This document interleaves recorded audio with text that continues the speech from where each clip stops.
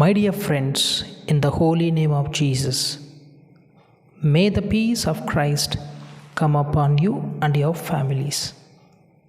Welcome to the daily reflections, day 3rd. Today in the Gospel, an argument arose between the disciples of John and Jesus.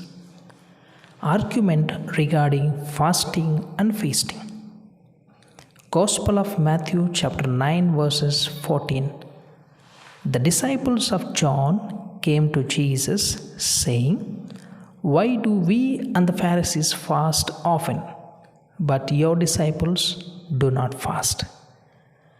In Jewish society, fasting was seen as a practice that righteous people did. The intention of fasting was to forego a secondary good, that is food, to become closer to the greatest good, that is God. If a person fasted, he was righteous, and if a person was righteous, he would fast. On the contrary, if a person did not fast, he was unrighteous, and if a person was unrighteous, he would not fast. So this is the understanding of fasting in the society of Jews. And to this question asked by John's disciples, Jesus answers through a parable of bridegroom and his attendants. The attendants of the bridegroom cannot mourn as long as the bridegroom is with them, can they?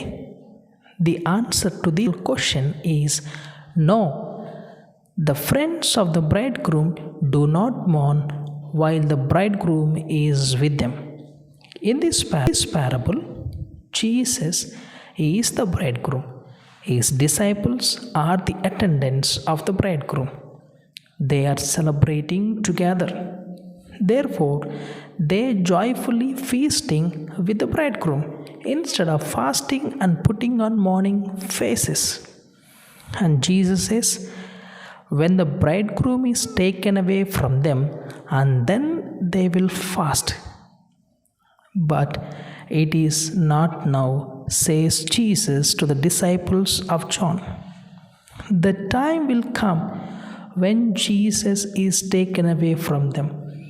These particular words of Jesus refers or signifies to his crucifixion, death and resurrection.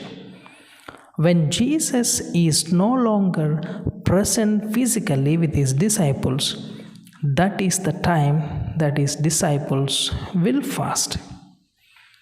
So, my dear brothers and sisters, let us understand the meaning of fasting in the words of Jesus and lessons for our life from this gospel passage. The first, fasting is meant to remove our evil habits, spiritual obesities. And the second lesson from the gospel of today is we need to be Christians with open hearts and minds. So may God bless each one of us.